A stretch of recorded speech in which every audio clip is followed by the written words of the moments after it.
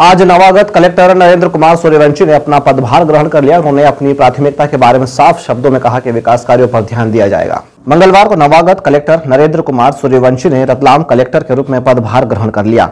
उसके पहले वे कालिका माता मंदिर पहुंचे और मां कालिका की पूजा अर्चना कर आशीर्वाद लिया। नवागत कलेक्टर श्री सूर्यवंशी कलेक्टोरेट कार्यालय पहुंचे तो एडीएम श्री आर्य ने उनकी अगवानी की। कलेक्टर श्री सूर्यवंशी जब जन सुनवाई में पहुंचे तो उनके अधीनस्थ अधिकारियों एवं कर्मचारियों ने इनका स्वागत किया। बाद में वे जन सुनवाई में आए, पीड़ितों की व्यथा को सुना और संबंधित अधिकारियों को समस्या के समाधान का निर्देश दिए। नवागत कलेक्टर श्री सूर्यवंशी ने पत्रकारों से चर्चा में कहा कि शासन की योजनाओं को वे आगे बढ़ाएंगे और माफियाओं पर कार्रवाई जारी रहेगी। मेरा पहला अवसर है कि मैं इस जिले में आया हूँ। आसपास के जिले में मैं रहा हूँ, उत्तर संभाग के काफ़ी जिलों में।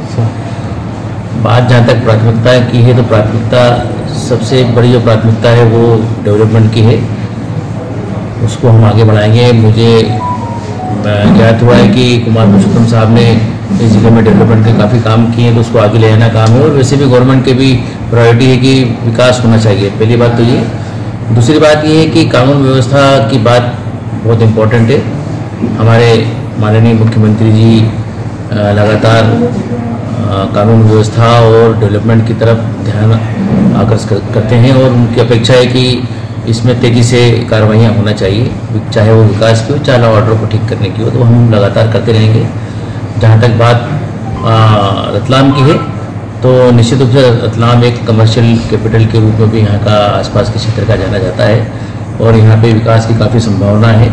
और संचार व्यवस्था और इसके अलावा दूसरा जो है ट्रैफिक यहाँ का बड़ा अच्छा है, जो पूरे देश को जोड़ता है। तो इस सबको बना के रखेंगे और पूरे शहरवासियों की हितों को ध्यान में रखकर ही आगे की कोई कार्रवाई हम सुनिश्चित करेंगे और माननीय मुख्यमंत्री जी के निर्देशों का अक्षर से पालन हो, इसका हम पूरा ध्यान रखेंगे। सर, चूंकि तो फैक्टर है वो सब जगह काम करता है, चाहे वो राजनीति हो, चाहे वो अर्थव्यवस्था हो, चाहे वो सामाजिक व्यवस्था हो या वो कोई दूसरे एस्पेक्ट हो, तो समन्वय इम्पोर्टेंट है। और यहाँ पे क्षेत्र के जनप्रतिनिधि, चूँकि मैं पास ही का रहने वाला भी हूँ और आसपास के जिलों में जैसे मैंने बताया, तो यहाँ के बेहतर जनप्रतिनिधि हैं सभी और सभी सभा एक बेहतरीन डेवलपमेंट ओरिएंटेड थे हमारे कुमार पुरुषोत्तम जी। उनके काम को हम निश्चित रूप से आगे ले जाएंगे।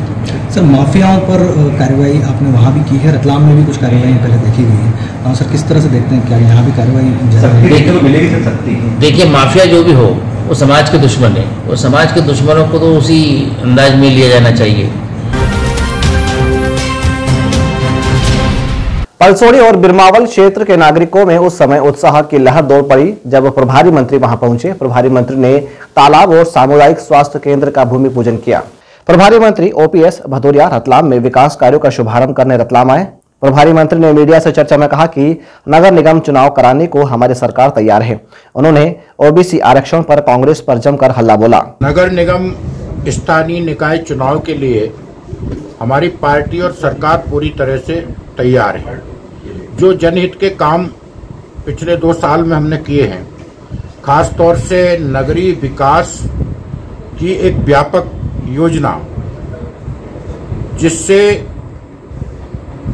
आने वाले समय को देखते हुए एक बुनियादी ढांचा विकसित हो, नगर हमारे आधुनिक तरीके से विकास करें, ये परिकल्पना हमारे आदरणीय मुख्यमंत्री जी के दिमाग में है और उसके लेके हम काम कर रहे हैं।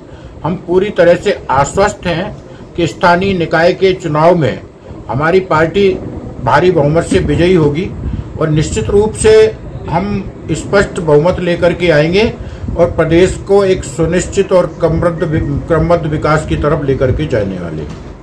कार्यकर्ताओं की थोड़ी नाराजगी होती है कि आप आते कम है, थोड़ी नाराजगी भी होती है उनकी। बाद में प्रभारी मंत्री श्री भदौरिया, विधायक द्वय चैतन्य काश्यप, दिलीप मकवाना, जिला पंचायत प्रधान परमेश मैला ने पलसोड़ी में 965 लाख रुपए की लागत से बनने वाले तालाब एवं 573 लाख रुपए की लागत से बिरमावल में बनने वाले सामुदायिक स्वास्थ्य केंद्र भवन निर्माण का भूमि पूजन किया। तालाब बनने से 390 हेक्टेयर में सिंचाई की सुविधा अतिरिक्त रूप से उपलब्ध होगी। पश्चिम रेलवे कर्मचारी परिषद ने नई पेंशन स्कीम एवं निजीकरण के खिलाफ जमकर आवाज उठाई। कर्मचारी परिषद ने चेतावनी दी कि वे अपनी मांग मनवाकर ही रहेंगे। पश्चिम रेलवे कर्मचारी परिषद ने कर्मचारियों के हितों को ध्यान में रखते हुए नई पेंशन स्कीम को बंद कर पुरानी पेंशन स्कीम को लागू करने की मांग उठाई। झोनल संगठन मंत्री शिव लहरी शर्मा के नेतृत्व में कर्मचारी परिषद के कार्यकर्ताओं ने सुबह डीजल शेड में प्रदर्शन किया और दिन में डीआरएम कार्यालय परिसर में अपनी मांगों को लेकर हल्ला बोला। ये कैसा शोषण है, लेकिन दोनों मान्यता प्राप्त संगठन चुप्पी साध के बैठे हैं।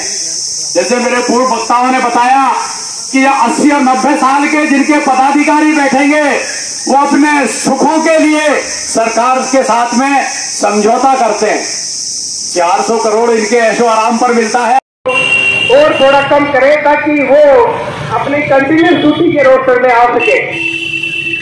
साथियों, इन सब मुद्दों के ऊपर आप सभी के हितों की सुरक्षा, पश्चिम रेलवे कर्मचारी सुरक्षा और उनके हितों की सुरक्षा करने के लिए ये संगठन आगे होकर आगे बढ़ के अपना जितने भी लोग यहाँ पे बैठे हुए हैं, जो भी संगठन में काम कर रहे हैं, वो अपने सीख छुट्टी अपने खुद का। श्री शर्मा ने आंदोलन पर विस्तृत प्रकाश डाला।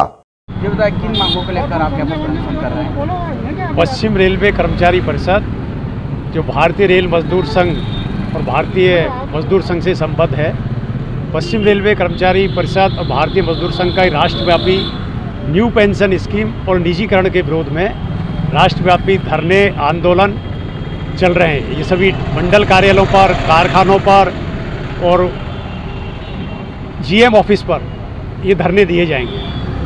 अभी इसी क्रम में आज मंडल कार्यालय पर धरना है। सभी स्टेशनों पर न्यू पेंशन स्कीम को समाप्त कर और ओल्ड पेंशन स्कीम को लागू किया जाए। एक तरफ सरकार सामाजिक सुरक्षा की गारंटी की बात करती है, दूसरी तरफ ये केंद्रीय कर्मचारी, रेल कर्मचारी और स्टेट के कर्मचारियों की एक बुढ़ापे की लाठी को छीन लिया गया है। पश्चिम रेलवे कर्मचारी परिषद भारतीय मजदूर संघ की मांग है कि अंतिम वेतन का 50% जो पेंशन के रूप में दिया जाए। तब तक भारतीय मजदूर संघ पश्चिम रेलवे कर्मचारी परिषद का संघर्ष चलता रहेगा। 22 नवंबर को दिल्ली में एक राष्ट्रव्यापी आंदोलन और धरना रखा गया है। ये उसी की तैयारी में ये चल रहा है। निजीकरण के विरोध में भी चल रहा है। मंडल स्तर पर भी कुछ समस्याएं हैं। कुछ अधिकारी अपनी शक्तियों का दुरुपयोग कर और मान्यता प्राप्त संगठनों का उनकी आवाज़ में आवाज़ निकाल रहे हैं। वो उनके भ्रष्टाचार में लिप्त हैं। मान्यता प्राप्त संगठन भी और अधिकारी, भ्रष्ट अधिकारी उनका सहयोग कर रहे हैं और पश्चिम रेलवे कर्मचारी परिषद के पदाधिकारियों को प्रताड़ित कर रहे हैं। होमगार्ड कॉलोनी निवासी एक नगर सैनिक ने अज्ञात कारणों के चलते पटरी पर लेटकर आत्महत्या कर ली। स्टेशन रोड थाना पुलिस मामले की जांच में जुटी हुई है। सोमवार की दोपहर एक होमगार्ड सैनिक ने रेल की पटरी पर लेटकर आत्महत्या कर ली। सालाखेड़ी चौकी प्रभारी मुकेश यादव ने बताया कि होमगार्ड कॉलोनी निवासी विक्रम पिता माधो भिलवाड़ा उम्र 50 वर्ष नगर सैनिक के रूप में कार्यरत था। करीब 4-5 माह से नौकरी पर नहीं जा रहा था। नगर सैनिक शराब भी पीता था। आज उसने पटरी पर लेटकर आत्महत्या कर ली। पुलिस मामले की जांच में जुटी हुई है। इधर मृतक के बेटे संजय का कहना है कि किसी भी प्रकार का कर्जा नहीं है, शायद नौकरी खोने का डर था। सर ऐसे नौकरी के चक्कर में थी, 3 महीने से घर पे बैठ रखे थे। उनको कुछ डर था, उनको इसलिए नहीं जा रहे थे। पहले भी उज्जैन गए थे 2-3 बार, ऐसे घर पे रिजेक्ट हुआ तो बार-बार, और पहले भी नौकरी का करवाया था मैडम। इस समस्या के लिए जाने तो सर जी कुछ भी 12 बजे करीबन ऐसे कुछ मिले थे। कैसे पता लगा आपको? कैसे पता लगा आपको? मैं सोया था उस टाइम। घटना की कैसे पता लगा आपको? वो आए थे ना, उनके सैनिक थे साथी, वो आए थे घर पे। निगम प्रशासन द्वारा जर्जर मकान मालिकों को नोटिस दे रखा है, लेकिन निगम के आदेशों का कतई पालन नहीं हो रहा है। आज इसी लापरवाही के चलते एक जर्जर मकान की दीवार गिर गई, जिसमें एक राहगीर महिला घायल हो गई। नमस्कार, मालवा टुडे में आपका स्वागत है। क्या है आज की खास खबरें, देखते हैं। स्टेशन रोड थाने के थावरिया बाजार लंबी गली में जर्जर मकान की शिकार अर्जुन नगर निवासी ललिताबाई पति भंवरलाल उम्र 50 वर्ष हो गई। श्रीमती ललिताबाई घरों में जाकर काम कर अपने परिवार का पालन पोषण करती थी। घटना के दौरान काम कर घर लौट रही थी, तभी जर्जर मकान की दीवार अचानक गिर गई, जिसमें ललिताबाई दबने से घायल हो गई। घायल को शासकीय जिला अस्पताल में भर्ती कराया गया है। सूत्रों की माने तो निगम ने उक्त घर को जर्जर घोषित कर तोड़ने के आदेश दे रखे हैं, लेकिन उसके बावजूद भी ध्यान नहीं दिया गया और आखिरकार महिला चपेट में आ गई। पूर्व में भी मकान की एक दीवार गिर चुकी थी। मकान घनश्याम माली का बताया जा रहा है।